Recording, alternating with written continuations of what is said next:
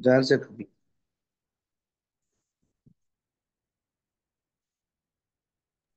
Okay అండి. క్రైస్తవులండి అందరికీ. ఈరోజు మన మధ్యలో వాక్యం అందించడానికి డాక్టర్ రత్న గ్రేస్ గారు సిద్ధంగా ఉన్నారు. వారిని పరిచయం చేయటం గౌరవంగా భావిస్తున్నాను. డాక్టర్ రత్న గ్రేస్ గారు రీసోర్స్ పర్సన్ మరియు ట్రైనర్. క్రైస్తవ వివాహము, బైబిల్ అధ్యయన పద్ధతులు మరియు క్రైస్తవ సిద్ధాంతాలు బోధించటంలో వారు భారం కలిగిన నాయకురాలు. నిబద్ధత గల భార్యగా, ప్రేమను పంచే తల్లి, కోడలు, వదినగా, కుటుంబమునకు సేవలు అందించుచునే రత్న గ్రేస్ గారు కాస్త తీరిక దొరికినప్పుడల్లా పుస్తకాలు చదవటం వారి హాబీ. రత్న గ్రేస్ గారు ఆంధ్ర యూనివర్సిటీ నుండి పిహెచ్డి పట్టా పొందారు మరియు ప్రభుత్వ డిగ్రీ కళాశాల మరియు బోటనీ ప్రొఫెసర్ గా పదవి విరమణ చేశారు. వారి విశిష్ట సేవలకు ఏపీ ప్రభుత్వం నుంచి ఉత్తమ ఉపాధ్యాయ అవార్డు కూడా అందుకున్నారు. రత్న గ్రేస్ గారు యుఈఎస్ఐ ద్వారా వివిధ నాయకత్వ పాత్రలలో ప్రభువుకు సేవ చేస్తూ వచ్చారు. ప్రస్తుతం వారు యుఈఎస్ఐ స్టాఫ్ డెవలప్మెంట్ కమిటీ మెంబర్ గాను మరియు స్క్రిప్చర్ ఎంగేజ్మెంట్ సెల్ చైర్పర్సన్ గా కూడా సేవలు అందిస్తున్నారు. వారి ప్రియమైన భర్త శ్రీ రంగనాథం గారు వైజాగ్ స్టీల్ ప్లాంట్ లో అసిస్టెంట్ జనరల్ మేనేజర్ గా పదవి విరమణ చేశారు. వారి ఇరువురికి ముగ్గురు వివాహిత పిల్లలు మరియు ఒక మనవ సంతానము. ప్రస్తుతం వారి నివాసం సుందరమైన సాగర తీరం విశాఖపట్నంలో. మరి వారు మనకి అంతకుముందు యోధా పత్రిక ఇంకా ఎన్నో బోధించారండి. ఇప్పుడు హబక్కుకు చెప్తున్నారు. చక్క బైబిల్ స్టడీ లాగా వచనం బై వచనం చెప్తున్నారండి. వీలైన వారు చక్కగా రాసుకుంటూ జాగ్రత్తగా వినాలని కోరుతున్నానండి. Welcome madam. గుడ్ మార్నింగ్ అండి. Good morning. గుడ్ మార్నింగ్ అండి. ప్రభునామంలో మీ అందరికీ వందనాలు. మనం హబక్కూకు పుస్తకం చదువుతున్నాము. మధ్యలో మనకి కొంత గ్యాప్ వస్తూ ఉంది. అయినప్పటికీ ఎంతో శ్రద్ధగా మీరు వాక్యాన్ని గుర్తుపెట్టుకొని మరలా రికార్డింగ్స్ వింటూ ఫాలో అవుతున్నందుకు మిమ్మల్ని అభినందిస్తా ఉన్నాను. మీతో కలిసి వాక్యం చదవడం దేవుడిచ్చిన కృప. దేవునికి వందనాలు. మనం ఈరోజు హబక్కూకు గ్రంథం 2వ అధ్యాయం, మొదటి అధ్యాయం చదువుకున్నాం మనం ఆల్రెడీ. మొదటి అధ్యాయంలో ప్రవక్తని కలత చెందిన ప్రవక్తగా మనం గమనించాము. తన కలతకి కారణాలు కూడా చూసాం. అయితే కలతలోనే నిలిచిపోకుండా కలత నుంచి దేవుని సన్నిధికి వచ్చి దేవుడు ఏం సెలవిస్తాడు అని కనిపెట్టే ప్రవక్తగా మనం 2వ అధ్యాయంలో మనం చూస్తున్నాం. కనిపెట్టే ప్రవక్త. ఆ కనిపెట్టే ప్రవక్త ప్రభు దగ్గరకు వచ్చినప్పుడు ప్రభువు ఎలాగా జవాబిచ్చారు అనేది 2వ అధ్యాయంలో మనం చూస్తున్నాము. ఈ 2వ అధ్యాయాన్ని మనం 2వ అధ్యాయం 1వ వచనంని మనం చూస్తా ఉన్నప్పుడు మనం కనిపెట్టే ప్రవక్త అనేది చూసాము. 2వ వచనం నుంచి దేవుడు ఈ కనిపెట్టే ప్రవక్తకి ఇచ్చిన జవాబు అనేది మనం చూసాం అన్నమాట. అయితే 4వ వచనం వరకు మనం ఆల్రెడీ చూసాం. సో ఈ 2వ అధ్యాయం రీక్యాప్ చేయాలి అని అంటే కనుక దేవుని యొక్క జవాబు కోసం కనిపెడుతున్నాడు. దేవుడు జవాబు చెప్పాడు. 2వ వచనం 20వ వచనం వరకు, 2 నుంచి 20వ వచనం వరకు అంటే ఎంతో సుదీర్ఘమైన జవాబు దేవుడు ప్రవక్తకి చెప్పినట్టుగా మనం చూస్తాము. ఇది 2 పార్ట్స్. సెకండ్ చాప్టర్ లో 2 parts, verse 1 and verse 2 to 20, 2 నుంచి 20 వరకు అనేది మనం చూస్తాం. అయితే ఈ హబక్కూకు గ్రంథాన్ని చదువుతా ఉంటాం. మనం ఈ మధ్యలో చాలా చాలా గ్యాప్స్ వస్తూ ఉన్నాయి. చాలా టైం తీసుకున్నాము మరలా ఈ స్టడీకి రావడానికి. మీకు ఈ హబక్కూకు గ్రంథం చదవడం ఏ రకంగా హెల్ప్ చేస్తుంది అనేది మీలో ఎవరైనా ఒకళ్ళిద్దరు షేర్ చేస్తే నేను 2వ అధ్యాయం ముందుకు వెళ్తాను.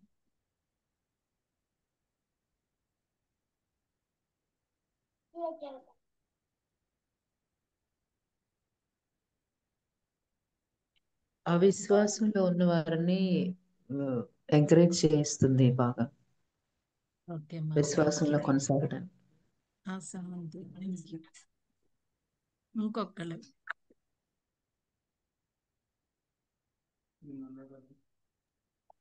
దేవుని మీద ఏ విధంగా ఆధారపడాలో తెలుసు. So thank you so much. రెండో అధ్యాయం మనం ఈరోజు రెండో అధ్యాయం ఎక్కువ టైం మనం చదువుతాం.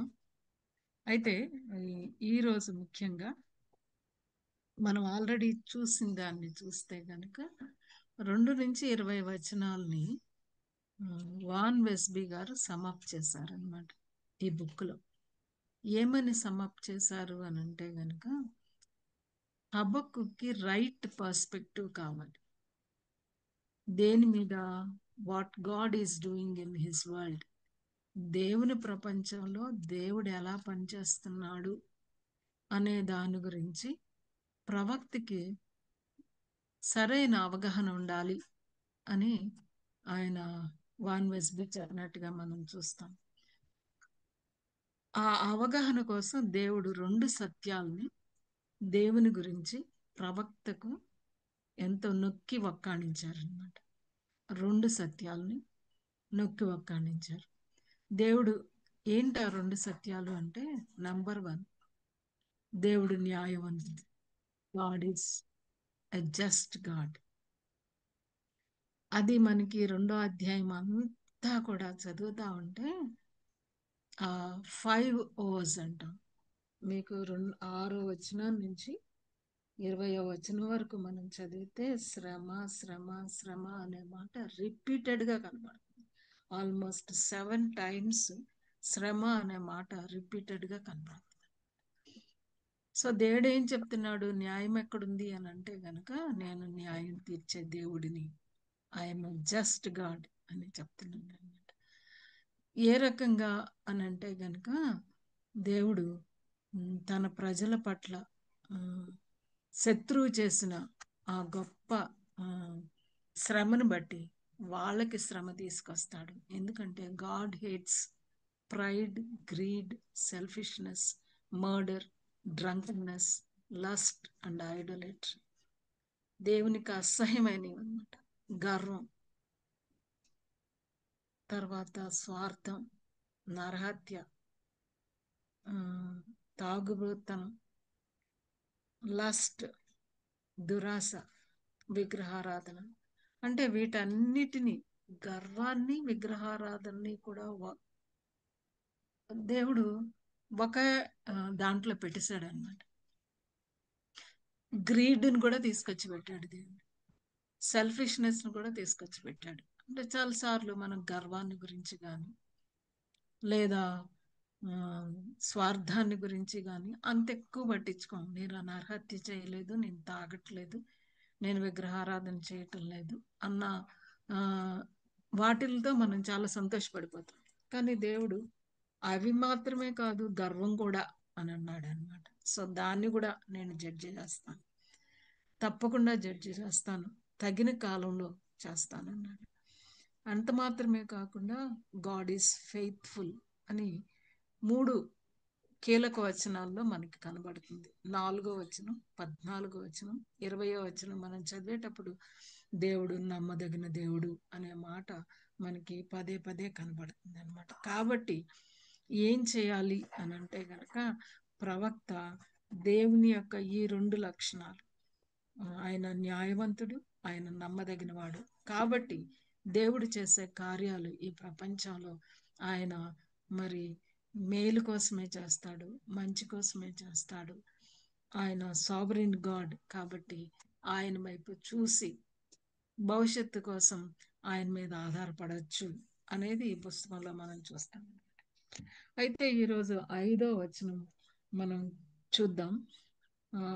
5వ వచనం ఒకటే చదివితే మనకి కాంటెక్స్ట్ అర్థం కాదు కాబట్టి 1 నుంచి 5 వచనాలు చదువుదాం. ఎవరైనా ఒకరు చదువుతారండి 2వ అధ్యాయం? గట్టిగా చదవండి. ఆయన నాకు ఏమి సెలవిచ్చునో నా వాదము విషయమై నేనేమి చెప్పుదునో చూచుటకై నేను నా కావలి స్థలము మీదను గోపురము మీదను కనిపెట్టుకొని ఉందుననుకొనగా యెహోవా నాకు ఇలాగు సెలవిచ్చెను.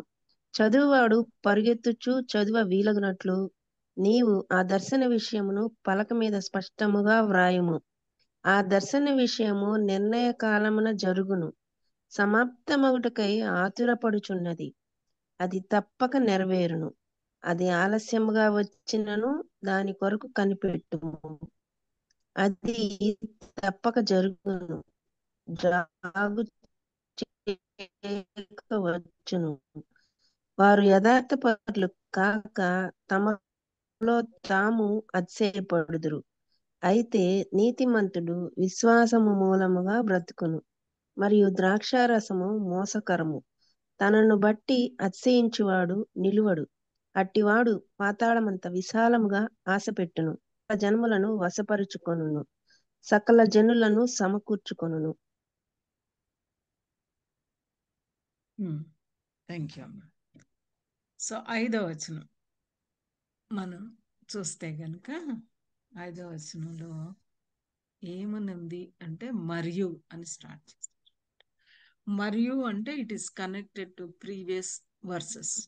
ముందున్న వచనాలకి అవి కనెక్ట్ అయి ఉన్నది అని మనకు తెలుస్తుంది అనమాట. కనెక్టింగ్ వర్డ్ మరియు అనేది ఏంటి? ఆ కనెక్టింగ్ అంటే 4వ వచనంలో ఇద్దరిని చూపెట్టాడు దేవుడు. ఎవరు అని అంటే గనక నీతిమంతుడు. ఇంకొకళ్ళు ఎవరు అని అంటే గనక అతిశయపడేవాళ్ళు అని చెప్పి ఆ అతిశయపడే వాళ్ళని గురించి ఏమని కంటిన్యూషన్ వర్స్ 5 ఏం చెప్పాడు అని అంటే ద్రాక్షారసము మోసకరం, తనను బట్టి అతిశయించువాడు నిలువడు, అట్టివాడు పాతాళమంత విశాలముగా ఆశపెట్టును, మరణమంతగా ప్రబలినను తృప్తి నొందక సకల జనులను వశపరుచుకొను, సకల జనులను సమకూర్చుకొను అని ఆ అతిశయపడే 4వ వచనంలో ఉన్న అతిశయపడే అతన్ని గురించి, యథార్థ పరులు కాక అతిశయపడే వాళ్ళ గురించి 5వ వచనం కంటిన్యూషన్ అనేది మనం చూస్తాం అన్నమాట. అయితే ఎవరిని గురించి ఇది రాయబడింది? Who is he, what is described of him అనేది మనం 5వ వచనంలో చూస్తే ఆ ఏంటి కనబడుతుంది 5వ వచనంలో అని అంటే అతిశయం. ఇంగ్లీష్లో మనకి చూస్తే కనుక యారగెంట్ అని ఉందన్నమాట. Arrogant, pride is a combination of pride and greed. అంటే దురాశ, పాతాళమంత విశాలంగా ఆశ పెట్టుకుంటాడు. అది గ్రీడ్ అన్నారు అనమాట. ఇంగ్లీష్ బైబిల్ ఏమనంటే greedy, he is as greedy as grave అన్నాడు. అంత దురాశ. ఇంకా ఏంటి మనం చూస్తే కనుక ఎడిక్షన్ ఆర్ వైన్ మనం చూస్తాం. తాగుబోత్తనం, ద్రాక్షారసం, తాగుబోత్తనం ఉంది, అతిశయించటం ఉన్నది, దురాశ ఉన్నది, తృప్తి లేదు అన్నమాట. అండ్ జనాల్ని సమకూర్చుకుంటాడు అని అతన్ని గురించి రాసినట్టుగా మనం చూస్తాం అన్నమాట. సో ఒక రకంగా చెప్పాలి అని అంటే కనుక ఈ 5వ వచనము it's a transition from the general message. General message verse 4లో ఉన్నది. అక్కడి నుంచి ఏంటంటే specific woes pronounced on the Chaldeans, especially their king.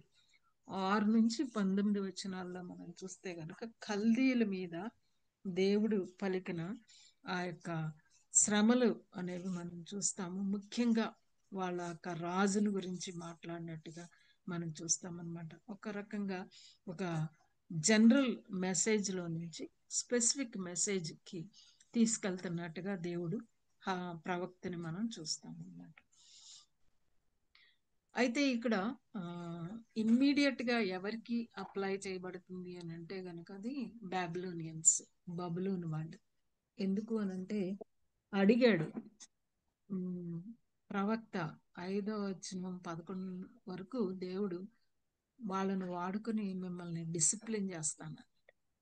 ప్రవక్త బెదిరిపోయి వాళ్ళని ఎలాగ మా మీదకి తీసుకొని వస్తావు అని అడిగినప్పుడు దేవుడు ఏమన్నాడంటే, నేను ఊరుకోను, వాళ్ళని నేను తప్పకుండా తీర్పు తీరుస్తాను, వాళ్ళ మీదకి నా యొక్క తీర్పులు పంపిస్తాను అని చెప్పినట్టుగా మనం చూస్తాం అన్నమాట. సో ఈ రకంగా మనం చూస్తున్నప్పుడు the arrogant man is a personification of the Chaldean nation and of Nebuchadnezzar in particular. కల్దీయుల దేశము, వాళ్ళ రాజు నెబుకద్నెజర్ ని ఇక్కడ మనం ఆ అతిశయించేవాడు లేదా arrogant మ్యాన్ గా మనం చూడొచ్చు అన్నమాట. ఈ అతిశయించేవాడు ఎవరు ఇక్కడ అనంటే కల్దీయుల దేశము, వాళ్ళ దేశానికి రాజు అని మనం చెప్పొచ్చు అన్నమాట. ఎందుకని అని మనం చూస్తే గనక దానియేలు గ్రంథం 4వ అధ్యాయం 30వ వచనం ఒకసారి చదువుదాం. దానియేలు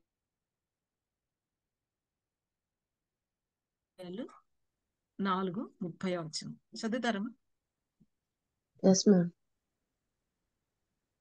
రాజు బబులోనును ఈ మహా విశాల పట్టణము నా బలాధికారమును నా ప్రభావ ఘనతను కనుపరచుటకై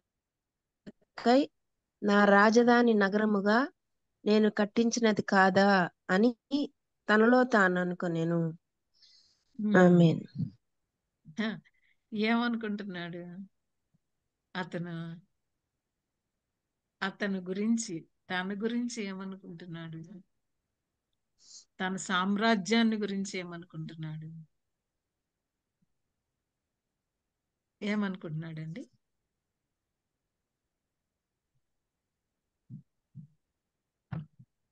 ఏమనుకుంటున్నాడు? నేను కట్టించాను, తన బలమును గురించి అతిశయిస్తున్నాడు. అతిశయిస్తున్నాడు కదా. గ్రేట్ బబులోన్ అంటున్నాడు. దిస్ గ్రేట్ బాబిలోన్ నేను కట్టించాను, గొప్ప, ఐ హావ్ బిల్ట్, నేను కట్టించాను అని అంటున్నాడు. మై మైటీ పవర్, నా గొప్ప శక్తి, and for the honour of my majesty, my might, my majesty, I have build. ఆ మాటలు చూస్తా ఉంటే గనక నెబుకద్నెజరు హృదయంలో ఎంత అతిశయపడ్డాడు అనేది మనకు అర్థమవుతుంది కదండి. 1వ యోహాను 2వ అధ్యాయం 15 నుంచి 17 వచనాలు కూడా చదువుదాం. 1వ యోహాను 2వ అధ్యాయం.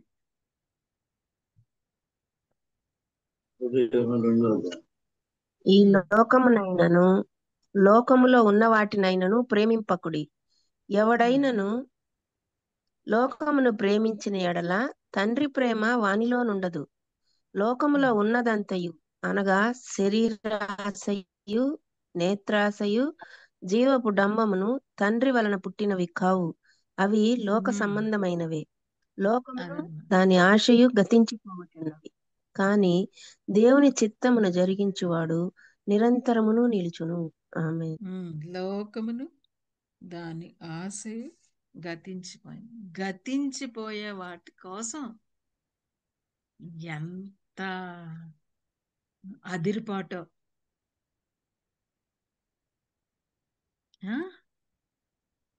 ఎంత అతిశయమో. గతించిపోతాయి, నేత్రాశ గతించిపోతాయి, శరీరాశ జీవ డంబం గతించిపోయే వీటిని చూసుకొని బబులోను రాజు నేనే కట్టించాను అనుకుంటున్నాడంట.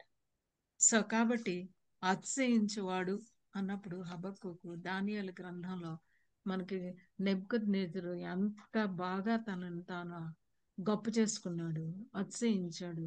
తన శక్తిని, తన యొక్క మరి మెజెస్టీ, మైట్, వీటిని చూస్తా ఉన్నప్పుడు అసలు ఏమాత్రము దేవునికి రెఫరెన్సే లేదు. దేవుడంటే భయమే లేదు. అవన్నీ దేవుడిచ్చినవే, కానీ ఏమాత్రము దేవుణ్ణి ఎక్నాలెడ్జ్ చేయలేదు. గుర్తించలేదు. దేవునికి మరి చల్లవలసిన ఆ మహిమను చెల్లించలేదు. గతించిపోతాయి ఇవి. ఈ లోకంలో ఉన్నవి గతించిపోయే వాటి కోసం అతిశయిస్తున్నాడు బబులోను రాజు నెబుకద్నెజరు. అది అంటున్నాడు అన్నమాట. ఇక్కడ 5వ వచనంలో దేవుడు అంటున్నాడు, తనను బట్టి అతిశయించువాడు. తనను బట్టి ఎలా అతిశయించాడో నెబుకద్నెజరు మనం దానియేలు గ్రంథానికి వెళ్ళి చదివాం. అవి ఎలాంటివి అనేవి అని అంటే యోహాను పత్రికలో మనం చూసాము, అవి గతించిపోయేవి అన్నమాట. సో ఇలాంటి రాజు లేదా ఇలాంటి అతిశయించే బబులోను రాజు లేదా బబులోను రాజులు, ఈవెన్ బెల్షాజార్ కూడా మనకు తెలుసు అన్నమాట. దీనిని బట్టి అతిశయిస్తున్నారు అని అంటే గనక, ఈ బబులోను సామ్రాజ్యం ఎక్కడికి వెళ్తే అక్కడికి వాళ్ళకి విజయమే విజయం. ఎక్కడికి వెళ్తే అక్కడ వీళ్ళని ఎదిరించే వాళ్ళు లేరు అసలు. ఎందుకంటే వీళ్ళు చాలా బలత్కారం, అదే రాశాడు అనమాట, బలత్కారం. అందుకనే వాళ్ళు పొందిన విజయాలు, they got into their heads, their victories went into their head. వాళ్ళ తల నిండా చాలా పట్టేసింది అనమాట విక్టరీస్ అనేది. They become intoxicated with their own success. It became like a drug. The more they got, the more they wanted. అందుకే వాళ్ళు ప్రపంచాన్ని అంతటినీ గెలవడానికి మరి పూనుకుని అన్ని రాజ్యాలని గెలిచారు అన్నమాట. గెలిసే కొద్దీ ముందుకెళ్ళారు వాళ్ళు. వాంట్ టు హ్యావ్ మోర్, ఇంకా ఎక్కువ ఇంకా ఎక్కువ. అదొక ఎడిక్షన్ అయిపోయింది అనమాట. అదొక ఎడిక్షన్ అయిపోయింది, బానిస అయిపోయారు దానికి. As in any addiction there was no such thing as enough. ఇంకా చాలే, ఇక్కడ వరకు జయించాము, ఇక్కడున్న ప్రజల్ని చక్కగా పరిపాలిద్దాము, వీళ్ళ బాగోగులు చూద్దాము అనుకున్నారంటే లేనే లేదన్నమాట. సో ఈ రకంగా అన్ని దిక్కుల ఆ యొక్క రాజ్యాలని గెలవడానికి వెళ్ళిన చోటల్లా కూడా బబులోను దేశం ఏం చేసేదంటే, వాళ్ళు ఎవరినైతే జయించారో వాళ్ళని అక్కడ మనుషుల్ని, పశువుల్ని, చెట్లని కాల్చేసేవాళ్ళండి. అసలు లైఫ్ లేకోకుండా చేసేవాళ్ళంట. వాళ్ళు వెళ్ళిన ప్రదేశాలన్నీ ఎవరినైతే గెలుచుకున్నారో వాళ్ళని తీసుకుని వచ్చి తీవ్రమైన హింసలకు గురి చేసేవాళ్ళు. సో ఈ Chaldean was that kind of person. Like death he has never enough అన్నమాట. మరణమంతగా ప్రబిలిన తృప్తి అనేది లేకుండా ఉంటారు అనేది మనకు అర్థమవుతుంది. సో ఈ రకంగా మనం చూస్తా ఉంటే గనక ఈ యొక్క 5వ వచనంలో ద్రాక్ష రసము మోసకరం అని అన్నాడు అనమాట. Treacherous nature of wine. చాలాసార్లు మనం చూస్తాం కదండి, తాగి వాళ్ళు ఏం చేస్తున్నారో వాళ్ళకే తెలియదు. తాగిన మత్తులో, మైకంలో కొన్నిసార్లు కొంతమంది అకృత్యాలు చేయడానికి, హత్యలు చేయడానికి లేదా అబ్యూస్ చేయడానికి, అలాంటి పనులు మామూలప్పుడు చేయలేరు కాబట్టి తాగొచ్చి చేస్తారంట అలాంటి పనులు. ఎందుకంటే తాగిన మైకంలో వాళ్ళు చేస్తున్నది వాళ్ళకి అర్థం కాదు కాబట్టి. So treacherous nature of wine which has exactly the effect described in the rest of the verse. చూస్తామన్నమాట. అంటే తృప్తి లేదు, ఇంకా కావాలి, ఇంకా కావాలి, ఇంకా కావాలి. It is an ungodly appetite. It wants more more more. మోసకరం, ఇట్ బిట్రేస్. అందులో మోసం ఉంది, ద్రాక్ష రసంలో మోసం ఉన్నది. మోసకరం. కొన్నిసార్లు అది ఎలా స్టార్ట్ అవుతుంది అంటే, పర్వాలేదులే, బాధ మర్చిపోదామని కొంతమంది అయితే, సరదా కోసం అని కొంతమంది అయితే, కంపెనీ కోసం అని కొంతమంది అయితే, నలుగురితో మనం పార్టీ సేక్ అని కొంతమంది అయితే, ఆ రకంగా మొదలవుతుంది అది ఆగుతుందా అంటే ఆగదు అన్నమాట. ఇంకా ఇంకా ఇంకా. సో బబులోన్ సామ్రాజ్యం, బబులోను రాజులు కానీ వాళ్ళ అధిపతులు కానీ మనం చూస్తే గనక అతిశయం మాత్రమే కాదు, వాళ్ళకి ద్రాక్షారసం లేదా మత్తుకి వాళ్ళు బానిసలు. They are addicted to alcohol. ఏ రకంగా మనం చెప్పగలుగుతాము వాళ్ళు ఎడిక్టెడ్ టు ఆల్కహాల్ అని? మనకి బెల్షాజర్ రాజు కథ గుర్తుందా అండి? ఏం జరిగింది బెల్షాజర్ రాజు కథలో?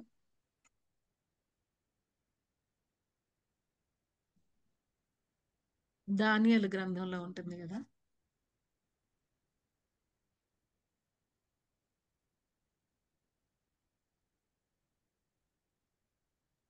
బెల్షాజర్ రాజు ఆ దేవుని పాత్రలోవి మద్యం ఆ పోసుకొని తాగటం, అది చేయవచ్చి తాగడం దేవుని అన్నమాట. చేతి. మందిరంలో ఈ- వస్తువులు ఆ, దేవుని వస్తువులు వాడుకున్నారు, సాక్రిలీజ్ అంటారు అన్నమాట. అపవిత్రత చేసినాడు. అపవిత్రత చేశాడు. అంటే ఎంత అంతకు ముందు వరకు పోనీ అట్లీస్ట్ వాళ్ళ ముందున్న రాజులు నెబుకద్నెజర్ అలాంటి వాళ్ళు అతిశయపడ్డారు, కానీ బొత్తిగా మందిరంలో నుంచి తీసుకొచ్చి పెట్టిన ఉపకరణాలను తీసుకొని వచ్చి అందులో ద్రాక్షరసం పోసుకొని తాగినోళ్ళు కాదు. కానీ ఇతనికి ఇంకా అసలు ఏ మాత్రము భయం కానీ భక్తి కానీ ఏమీ లేదు.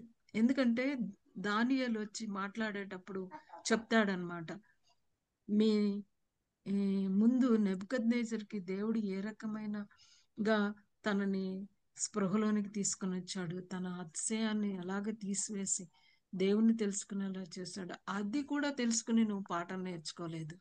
దేవుని యొక్క మందిరంలో దేవుని ఉపకరణాలను తీసుకుని వచ్చి వాటిని నువ్వు అపవిత్రపరిచావు కాబట్టి ఓవర్ నైట్ ఇంకా అది తాగుతూనే ఉన్నారు. దేవుడు యొక్క న్యాయమైన తీర్పు తన మీదకి వచ్చినప్పుడు ఇంకా బబులోని సామ్రాజ్యం ఆ రోజు రాత్రే పడిపోయింది. తిరుగులేదనుకున్నారు, బట్ మాకెదురెవరు అనుకున్నారు. ఇంకా పోతే గనక నువ్వు ఈ రాతకి అర్థం చెప్తే నిన్ను హెచ్చిస్తానన్నాడు. దానియేలు ఏమన్నాడంటే, నీ దగ్గరే ఉంచుకో, అది నాకు అవసరం లేదు, ఈ రోజు రాత్రే రాజ్యం నీ నుంచి తీయబడుతుంది. అతిశయం, త్రాగుబోత్తనం, దేవుని మందిరంలో ఉన్న పాత్రలను అపవిత్రపరిస్తే దేవుడు మహోగ్రత బెల్షజర్ మీదకి వచ్చింది. దాని గురించి హబక్కుకు రాస్తూ దేవుడు చెప్తున్నాడు. హబక్కుకు చెప్తున్నాడు అనమాట, ద్రాక్షారసం మోసకరం ఏం చేస్తుంది, ద్రాక్షారసం మత్తు ఏం చేస్తుంది అని అంటే గనుక దేవుని వస్తువుల్ని అపవిత్రపరుస్తుంది అనేది మనకు అర్థం. So at least one of the uncontrollable appetite that these people were going to be judged for was their addiction to alcohol. వాళ్ళ అతిశయాన్ని బట్టి, వాళ్ళు ద్రాక్షారసానికి వాళ్ళు తమను తాము బానిస చేసుకున్న దాన్ని బట్టి దేవుడు ఏమంటున్నాడంటే వాళ్ళకి అది మోసం. అందుకే గల్తీ పత్రికలు ఏమని ఉంటుందంటే, మోసపోకుడి, దేవుడు వెక్కిరింపబడ్డు, ఏమి విత్తుతామో దానినే కోస్తాము. So what a God of the Bible అదే చెప్తున్నాడు హబక్కుకి దేవుడు. హబక్కుకు అతిశయపడేవాడు ఉన్నాడు చూసావా, వాడు అతిశయపడటమే కాదు, ద్రాక్షరసంలో మత్తులో వెర్రవీగి ఏం చేస్తాడు అంటే అని చెప్తున్నాడు, ungodly appetites, uncontrolled appetites of all kinds. Maybe బబులోను రాజుకి అధిపతులకి ఆ దేశంలో ద్రాక్షారసం అనేది ఒక మత్తు పానీయానికి వాళ్ళు బానిసలాగవచ్చు. కానీ మనకి కూడా in our own lives. What are the uncontrolled appetites? Ungodly appetites. దేవునికి వ్యతిరేకమైన ఆకలి ఏంటి మనకి? ధనాపేక్ష, ధనాపేక్ష ఉండొచ్చు. ఇంకా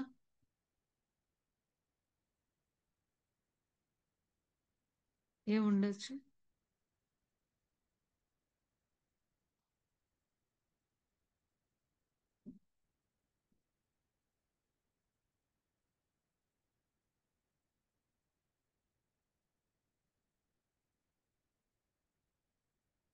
చెప్తారా ఏమైనా?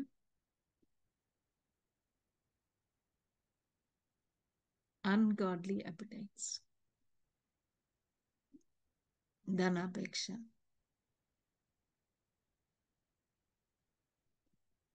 డంబం కదా.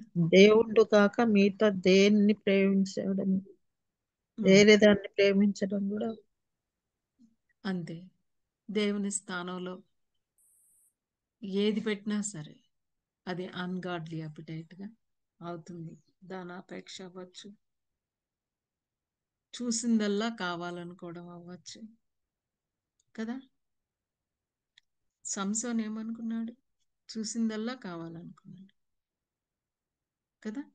సంసోన్ వాళ్ళ అమ్మోళ్ళు చెప్పారు, బాబు నువ్వు అలాంటి పనులు చేయడానికి కుదరదు అని అంటే చూసిందల్లా కావాలనుకున్నాడు. దారిలో ఒక అమ్మాయి అందంగా కనపడితే అమ్మాయి కావాలనుకున్నాడు.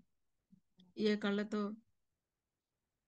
చూసిందల్లా కావాలనుకున్నాడు ఆ కళ్ళు దేవుడు, ఆ కళ్ళు ఏమయ్యాయి? పీకి వేయబడ్డాయి. పీకి వేయబడ్డాయి. That's the danger of ungodly appetites. That's the danger of the ungodly అపిటైట్స్.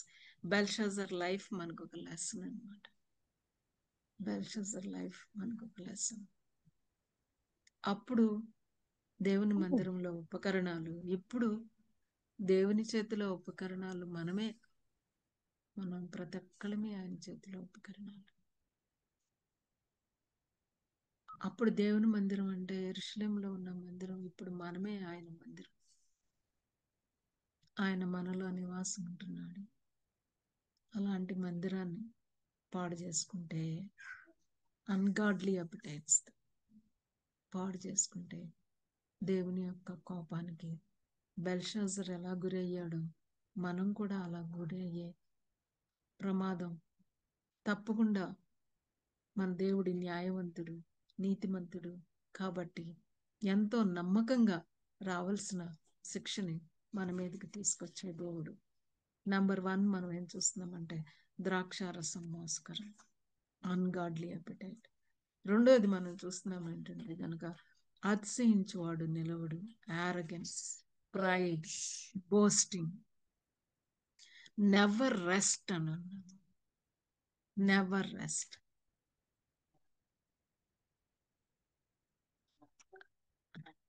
మనం బైబిల్లో చదువుతాం అన్నమాట. ఏమని చదువుతామంటే దుష్టుడికి నెమ్మది ఉండదట. నెమ్మది ఉండదు.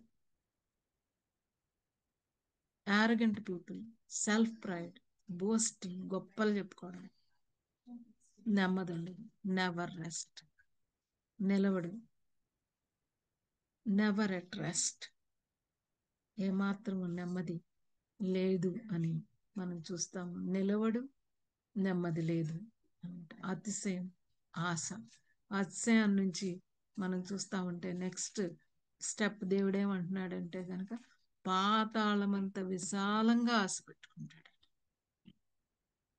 ఆశ 1వ అధ్యాయం 6వ వచనంలో మనం చూస్తే కనుక ఏమని ఉంటుందంటే 6వ వచనము 9వ వచనము 2 మనం చూస్తే కనుక 6వ వచనంలో తమవి కాని వినికి పట్టులను ఆక్రమింపవలనని బూది గంతముల వరకు సంచరించుచు ఉద్రేకము గల క్రూరులకు కల్దీలు.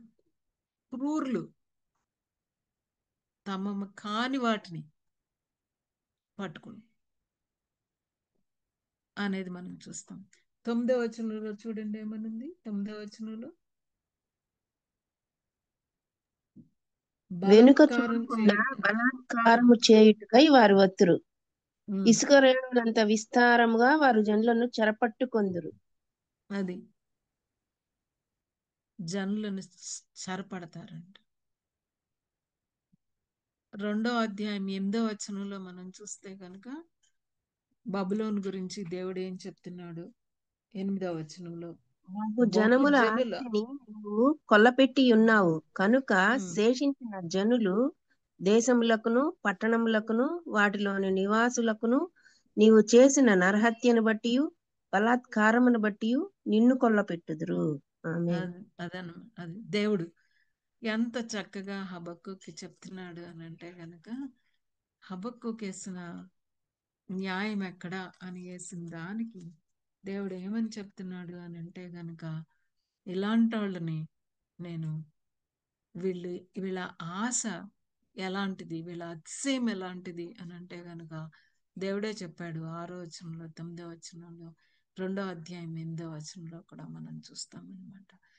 Not only for alcohol but also for countries, people and positions.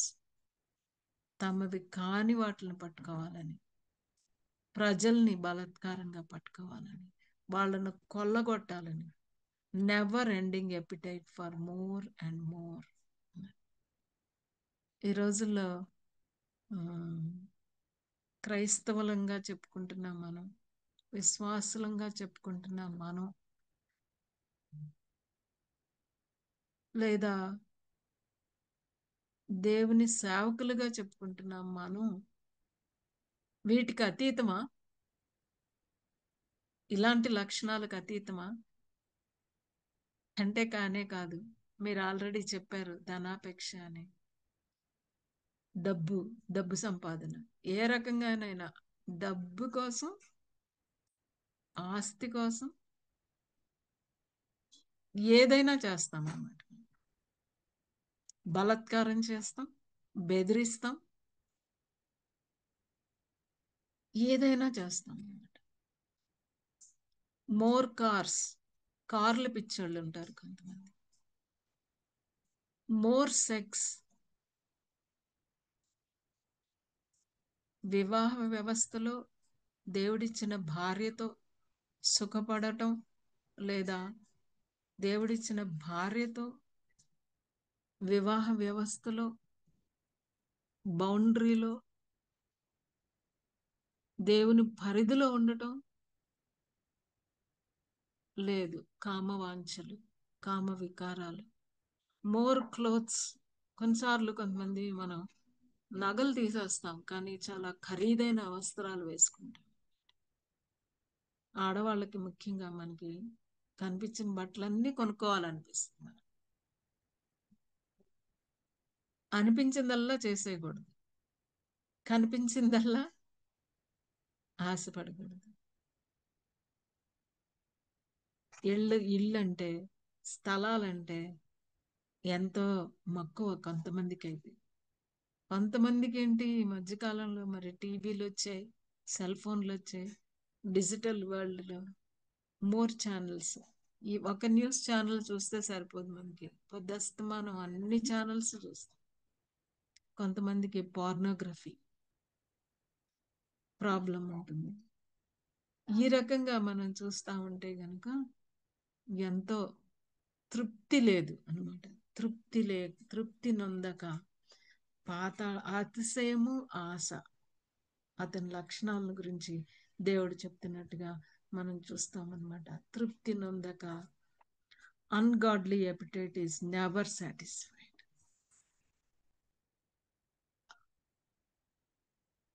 ఈ ఆకళ్ళు ఉన్నాయి చూసారా, వీటికి ఎప్పటికీ తృప్తి రాదు. కానీ పౌలు జీవితం మనం చూసుకుంటే కనుక, పౌలు ఏమంటాడు అని అంటే, నేను కలిమిలోను లేమిలోను కూడా తృప్తిగా జీవించడం నేర్చుకున్నాను. అది కేవలము యేసుక్రీస్తు ప్రభువారిలోనే సాధ్యం. యేసుక్రీస్తు ప్రభువారిని కలిగిన మనం కూడా కలిమిలోను లేమిలోను, అంటే చాలాసార్లు కలిమి లేమి అంటే ఏమనుకుంటామండి మనం?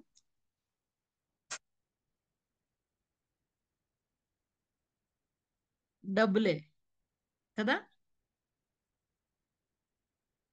ఆఫ్ కోర్స్ ఆ కాంటెక్స్ట్ అక్కడ డబ్బులు ఒక్కటే కూడా కాదు, సహవాసం. సహవాసం అంటే విశ్వాసులందరితో కలిసి ఉన్నాడు, కానీ జైల్లోకి వెళ్ళిన తర్వాత విశ్వాసుల యొక్క సహవాసం ఎక్కడుంది? ఒంటరోడు అయిపోయాడు కదా పౌలు.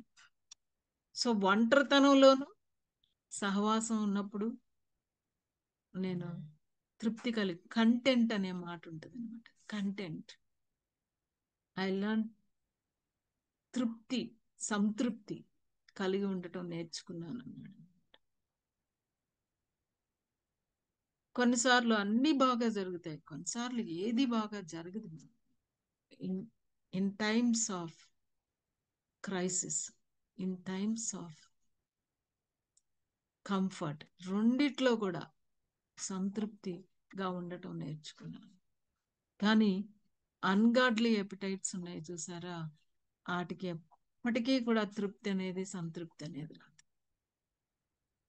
సంతృప్తి అనేది రాదు. అందుకే మనం ఏం చూస్తామంటే సామెతలు 30వ అధ్యాయం 15-16 వచనాల్లో మనం చూస్తామన్నమాట. ఏమనంటే కనుక the grave never says enough, ఎప్పుడు అందనమాట సమాధి. In the same way, Bible says that uncontrolled appetites of sin are never enough. They never satisfy. చాలు అని అనిపించదంట. తృప్తి అనేది ఒక ఎండమామి, ఒక ఎండమామి.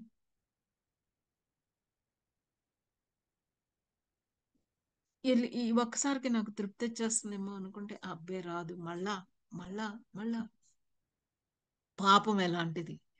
Uncontrolled appetites of sin are never enough, they never satisfy. చాలు అనేది ఉండదు, సంతృప్తి అనేది అసలే ఉండదు. You can try to feed those appetites with more and more, but it is never enough, never enough. ఎక్కడ మన ఆశలు, ఎక్కడ మన అతిశయం? మన అతిశయం ఎక్కడుంటుంది? మన ఆశలు ఎక్కడుంటున్నాయి? మన అతిశయం దేవునిలో ఉంటే, మన ఆశ దేవుని కార్యాల మీద ఉంటే తృప్తే తృప్తి.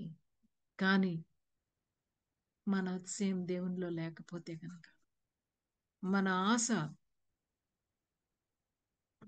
దేవుని కార్యాల మీద కాకుండా శరీరాశల మీద ఉంటే కనుక తృప్తి నందదు. మరణమంతగా ప్రబలినను, ప్రబలుతారంట,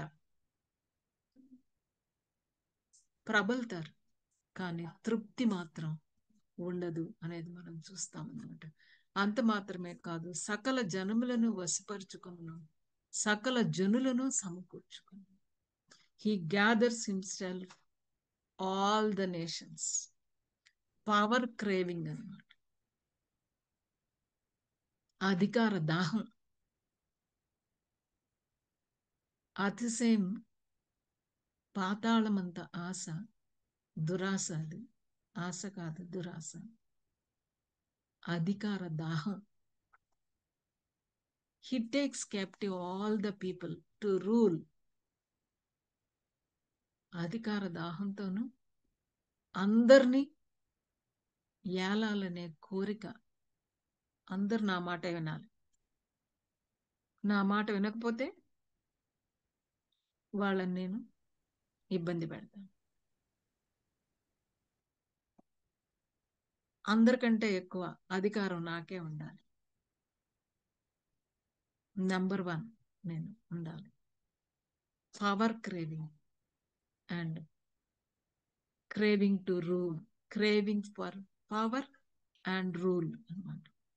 అధికార దాహంతో అందరినీ ఏలాలనే కోరికతో ఉంటారంట. Many applications of this principle of how more and more never satisfies, never satisfies. చాలా సార్లు షాపర్స్ హై అంటాం అన్నమాట. అంటే కొంతమందికి షాపింగ్ ఒక పిచ్చి. సరదాగా షాపింగ్ చేస్తారు. మనసు బాగపోతే షాపింగ్ చేస్తారు. మనసు బాగుంటే షాపింగ్ చేస్తారు. షాపర్స్ హై అంటారు. What ever the particular appetite is, ఆకలి ఏమైనప్పటికీ కూడా the heart problem is always the same.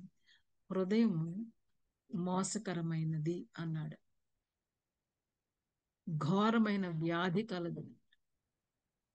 It craves for satisfaction, it craves for pleasure. కానీ దేవుడు లేని వాటిలో మనం వెతుకుతా ఉంటే కనుక, అతిశయపడతా ఉంటే, ఆశపడతా ఉంటే మనకి తృప్తే ఉండదు అని 5వ వచనంలో దేవుని మాటలు, ఇవి నా మాటలు కాదు, హబక్కూకు తో దేవుడు చెప్తున్నాడు ఈ మాటలు. హబక్కూకు ప్రార్థన చేసి ప్రభు సన్నిధిలో కనిపెట్టినప్పుడు ప్రభు హబక్కూకుతో చెప్పిన మాటల్ని దేవుడు ఏమన్నాడంటే, రాయి హబక్కూకు, అందరూ చదువుకునేలా రాయి, అర్థమయ్యేలా రాయి, వాళ్ళు విని వాళ్ళ మార్గాలు మార్చుకునేలా రాయి హబక్కూకు అన్నాడు. అందుకే ఈరోజు మనకి హబక్కూకు పుస్తకం మన చేతుల్లోకి వచ్చింది. దిల్ మాంగే మోర్ అనే అడ్వర్టైజ్మెంట్ మనకు తెలుసు. ఇంకా కావాలి, ఇంకా కావాలి. ఎందుకంటే God created us to find our fulfilment and satisfaction in him. దేవుడు మనల్ని ఎలా చేశాడు అని అంటే, దేవునిలోనే మనకి సంతృప్తి ఉండేలాగా దేవుడు చేశాడు. ఆ దేవుని స్థానంలో ఏం పెట్టినా సరే మనకి సంతృప్తే ఉండదు. 149వ కీర్తన 2వ వచనం మనం చూస్తే గనుక ఏమని ఉంటుందంటే, let Israel be glad in his maker, let the sons of Zion rejoice in the king. చదువుతారమ్మా తెలుగులో 139వ కీర్తన 2వ వచనం చదువుతారా? Yes, ma'am. నేను కూర్చుండుట నేను లేచుట నీకు తెలియను, నాకు తలంపు పుట్టక మునిపే నీవు నా మనసు గ్రహించుచున్నావు. సారీ 149 149:2. ఇశ్రాయేలీలు తమను పుట్టించిన వానిని బట్టి సంతోషించుదురు కాక, సియోను జనులు తమ రాజును బట్టి ఆనందించుదురు కాక. ఎక్కడా మన సంతోషం, ఎక్కడ మన ఆనందం, ఎక్కడ? ఇశ్రాయేలీలు అంటే దేవుని ప్రజలు. వాళ్ళను పుట్టించిన వానిలో సంతోషం, వాళ్ళ రాజులో ఆనందం. He is my creator. ఆయన నన్ను చేశాడు, నన్ను పుట్టించాడు, నాకు ఆరోగ్యాన్ని ఇచ్చాడు, నాకు ఆర్థిక స్థోమతనిచ్చాడు, నన్ను రక్షించాడు, నాకు పరిచర్యనిచ్చాడు, నాకు అన్ని ఆత్మ సంబంధమైన వరాలన్నిటినీ ఇచ్చాడు. దేవుడు పరిశుద్ధాత్మ దేవుణ్ణి ఇచ్చాడు, పరిశుద్ధ సంఘాన్ని ఇచ్చాడు, పరిశుద్ధుల సహవాసాన్ని ఇచ్చాడు, పరిశుద్ధ వివాహాన్ని ఇచ్చాడు, బిడ్డల్ని ఇచ్చాడు, నన్ను పుట్టించాడు, నాకు అన్నీ ఇచ్చాడు, నాకు కుటుంబాన్ని ఇచ్చాడు, సంఘాన్ని ఇచ్చాడు, సహవాసాన్ని ఇచ్చాడు, ఆయన కోసం పనిచేయడానికి సేవనిచ్చాడు. పరిచర్య దేవుని కృప, ప్రభువుని తెలుసుకోవడం దేవుని కృప. So let's be glad in our maker. మనల్ని సృష్టించిన వాడిలో మనం సంతోషం. Let the sons of Zion rejoice in their king. రాజులో ఆనందం. We are created to find our gladness and joy in God. దేవునిలోనే. కానీ 5వ వచనంలో ఈ అతిశయించేవాడు తనను బట్టి అతిశయిస్తున్నాడు, ద్రాక్షారసంలో అతిశయిస్తున్నాడు, దురాశలో అతిశయిస్తున్నాడు, మరణమంతగా ప్రబలుతున్నాడు, జనాల్ని వశపరుచుకుంటున్నాడు, సమకూర్చుకుంటున్నాడు. కానీ తృప్తి ఉందా అంటే తృప్తి లేనే లేదు. సంతోషం ఉందా అంటే సంతోషం లేనే లేదు. ఆనందం ఉందా అంటే లేనే లేదు. కానీ ఎవరైతే దేవుణ్ణి తెలుసుకున్నారు, వాళ్ళకి దేవుల్లో ఆనందం. Rejoice in their king. ఆ దేవుడు మనకి రాజు. Is the king of my life అని చెప్పిన వాళ్ళకే సంతోషం. కీర్తన 16:11 కూడా చదువుదాం. చదువుతారా? కీర్తన 16:11.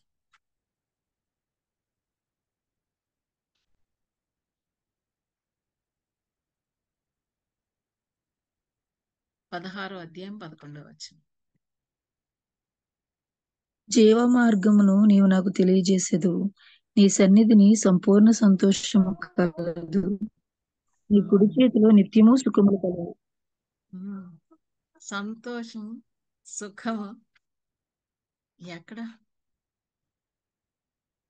నీ సన్నిధిలో. జీవ మార్గాన్ని తెలియజేస్తాం. వీళ్ళ మార్గం మరణ మార్గం. దేవుని లేని కోరికలు, దేవుడి లేని కార్యకలాపాలు, దేవునికి వ్యతిరేకమైనవి, వాటిల్లో మనం ఎంగేజ్ అయినప్పుడు మనకి నెమ్మది ఉండదు, మనకి తృప్తి ఉండదు. కానీ 149లో చదివినట్టుగా, కీర్తన 16లో చదివినట్టుగా, మనల్ని సృజించిన వాడు, ఆయన మనల్ని చేతి పని కాబట్టి, మనం ఆయన చేతి పని కాబట్టి, మనకు ఆయన రాజు కాబట్టి ఆయనలోనే సంతోషం. ఎందుకంటే ఆయన కుడి చేతిలో, ఆయన సన్నిధిలో full of joy. Half joy కాదు, ప్లెజర్, జాయ్ అండ్ ప్లెజర్ ఆయన చేతిలో ఉన్నాయి. కాబట్టి మనం ఏం చేయాలి? Seek God and be satisfied. దేవుణ్ణి వెతకటంలో, దేవుణ్ణి వెంబడించడం, దేవుని మాటలు వినటంలో, దేవుని మాటలకు లోబట్టంలో, దేవుణ్ణి ప్రేమించటంలో, దేవుని మీద ఆశ పెట్టుకోవడంలో. దేవుడు నాకేం తక్కువ చేయడు. ఎంతో తృప్తి, ఎంతో తృప్తి. Seeking God and be satisfied. దేవుణ్ణి వెతకటం, దేవుని కార్యాలను వెంబడించటం, అందులోనే మనకెంతో తృప్తి ఉంటుంది. ఎందుకంటే God made us to be satisfied in him. To be satisfied. దేవునిలో సంతృప్తి ఎంత గొప్ప భాగ్యం అండి, ఎంత గొప్ప భాగ్యం. ఎక్కడ ఎత్తుకుంటున్నాము? దేవుడు ఉండంగా, దేవునిలో మనం ఉంటుండగా మన అతిశయం ఎక్కడుంటుంది? మన ఆశలు ఎక్కడుంటున్నాయి? వేటిల్లో మనం ఎదుర్కొంటున్నాం? God is most glorified in us when we are most satisfied in him. దేవునిలో మనం ఎంత ఎక్కువగా సంతృప్తిగా ఉంటేనంట, అంత ఎక్కువగా దేవుడు మహిమపరచబడతాడంట.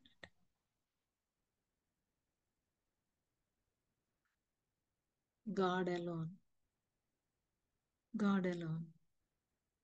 The ungodly appetite will be judged అంటున్నాడు దేవుడు. హబక్కుకుతో ఏమంటున్నాడంటే 5వ వచనంలో దేవుడు హబక్కుకు ungodly appetite will be judged. దేవునికి వ్యతిరేకమైన ఆకలిని దేవుడు తీర్పు తీరుస్తాడు. దేవునికి వ్యతిరేకమైన ఆకలి నన్ను బట్టి అతిశయించడం,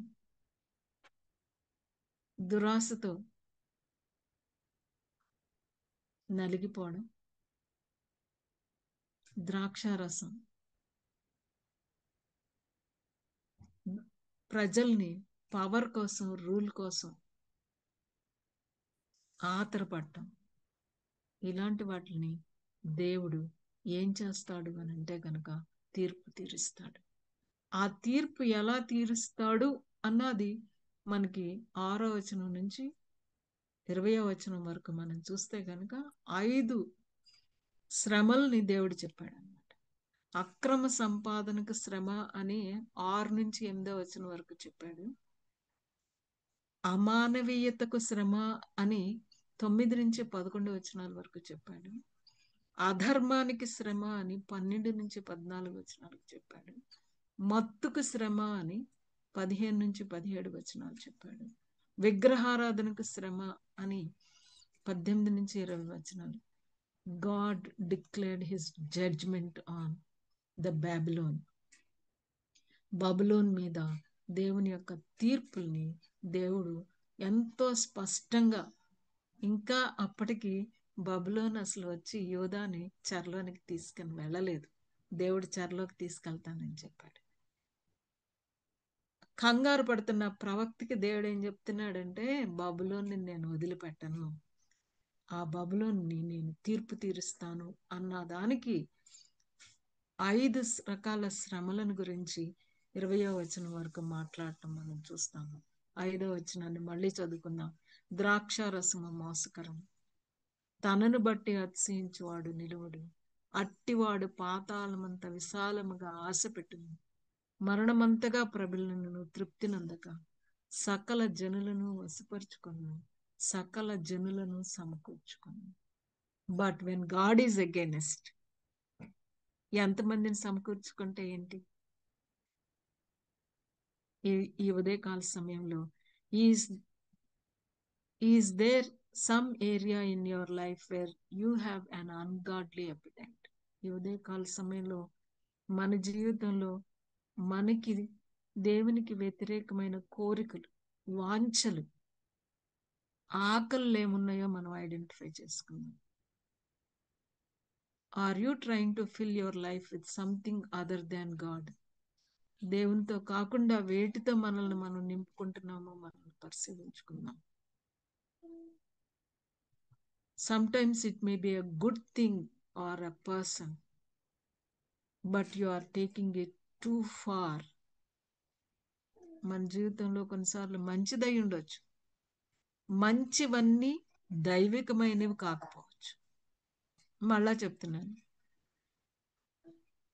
గుడ్ అయి ఉండొచ్చు, that may not be godly. మంచిది అవటానికి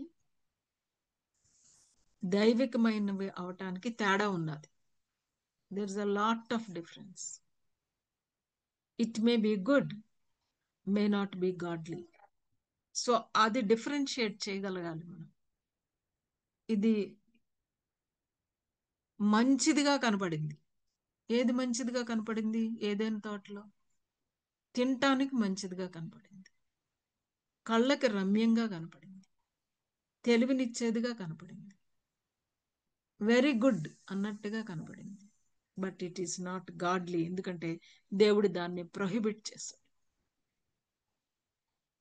సో మన లైఫ్లో ఈ రెండింటిని ఐడెంటిఫై చేయడం నేర్చుకోవాలి. ఈ గుడ్ ఆర్ గాడ్లీ, మంచిది, దైవికమైనది, ఈ రెండింటిని ఐడెంటిఫై చేసుకోవడం దేవుని యొక్క డిజర్న్మెంట్ కావాలి మనకి. పరిశుద్ధాత్మ దేవుడు మనలో నివాసం ఉండి మనకు చెప్తాడు, అది మంచిది కాదని చెప్తాడు, దట్ ఈస్ నాట్ గాడ్లీ అని చెప్తాడు. If only we listen to his voice. Ask God to show you what it is. ఈ ఉదయకాల సమయంలో దేవుడు మనకి దాన్ని చూపెట్టమని దేవుణ్ణి అడుగుదాం. The most important question is, do you seek more of Jesus in your life and love him more? యేసు ప్రభునే అన్నిటికంటే అధికంగా ఆయన్ని వెంబడించడం, ఆయన్ని ప్రేమించడం. చాలాసార్లు ఈ పాట పాడతాం మనం, I want more of you Lord Jesus, more love, more power, more of you in my life, more of you in my life అనే పాట మనం పాడుకుంటా ఉంటాం. Make it our prayer today. In the light of verse 5, ఈ 5వ వచనంలో దేవుడు ఏం చెప్తున్నాడు మనకి అని అంటే గనక, దేవుని కంటే ఎక్కువ దేన్ని చేసినా అది విగ్రహం. దేవుణ్ణి ప్రేమించడానికి, దైవికమైన ఆకలి కలిగి ఉండటానికి. Make it our prayer today. మన ప్రార్థనగా చేసుకుందాం. దేవా, నిన్నే ప్రేమిస్తాను, నిన్నే సేవిస్తాను, నిన్నే వెంబడిస్తాను అనే ప్రార్థన మనం చేసుకుందాం. దేవునికి వ్యతిరేకమైనవి ఏమైనా దేవుడు మనతో చెప్తా ఉంటే దేవుని సన్నిధిలో ఒప్పుకుందాం, విడిచిపెడదాం. May God bless us. Over to you, Johnson. Thank you madam. మరి చాలా చక్కగా హబక్కూకు గ్రంథాన్ని మాకెంతో చక్కగా వివరిస్తున్నందుకు మరి దేవునికి మహిమ చెప్తున్నాం, అలాగే మీకు థ్యాంక్స్ చెప్తున్నాం. మరి మనలో దేవునికి అవిధేయకరంగా ఉన్నాయన్నీ ఒప్పుకుందామండి, విడిచిపెడదాము, దేవునికి ఇష్టకరంగా జీవిద్దాము. దయచేసి ఇవన్నీ యూట్యూబ్ లో అప్లోడ్ చేస్తారండి. మీరు మరొకసారి వినాలంటే మీరు వినవచ్చు అండి. చక్కని వాక్యాలు మనకి ఎక్కడ ఇంత క్లారిటీగా దొరకవు కదండి. దయచేసి మరొకసారి విందాము. యూట్యూబ్ లో బాబీ రత్నాకర్ అని టైప్ చేస్తే మీకు అవైలబుల్ గా ఉంటాయండి. మరి చెప్పబడిన వాక్యం నిమిత్తము మరి వర్చువల్ ప్రేయర్ ఫ్యామిలీ తరపున మేడం కి ప్రత్యేక వందనాలు తెలియజేస్తున్నాను. Thank you so much madam.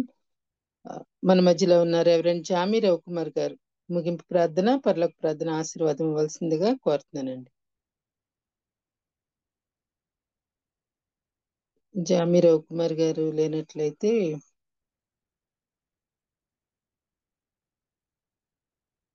Dhanraj pastor గారు, పాస్టర్ ధనరాజ్ గారు.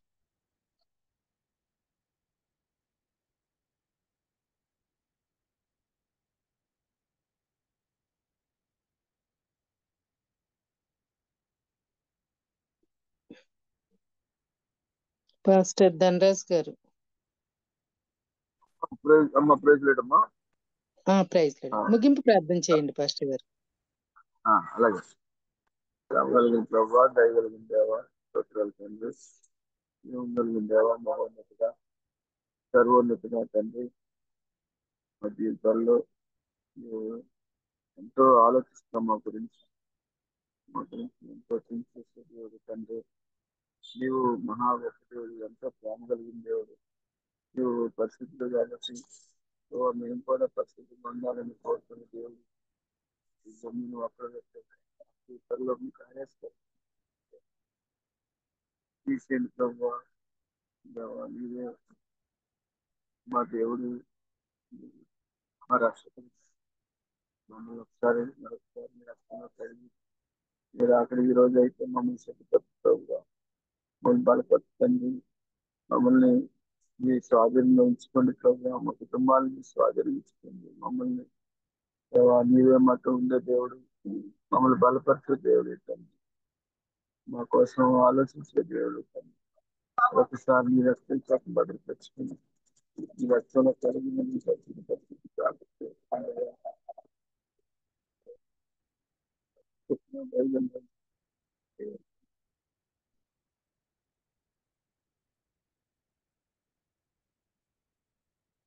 గ్రూప్ లో అందరినీ కూడా జీవించాలి. ఎవరికైనా ఇంట్లో బాధపడతాను నన్ను కూడా ముట్టండి. అలాగే ప్రభావ మరి నాయన నీవే నీ బిడ్డలు మరి మన బాబీ అన్న ఫలితాలు కూడా బాగాలేదని చెప్పారు ప్రభావ. అతను కూడా ముట్టండి, కష్టపట్టండి, హాస్పిటల్ నుంచి డిశ్చార్జ్ చేసి వేరే దగ్గర చక్కగా పెట్టుకోవడానికి ద్వారా తెరవండి. తండ్రి ఎవరికైనా రకరకాలైన ఇబ్బందులు అంటే ఇబ్బందులను తొలగించి ఆరోగ్యంగా బలంగా అనుగ్రహించమని స్తోత్రాలు చెల్లించుకుంటూ కృతజ్ఞతలు చూపించండి. యేసు నామములో అడుగుతున్నాను తండ్రి, ఆమేన్.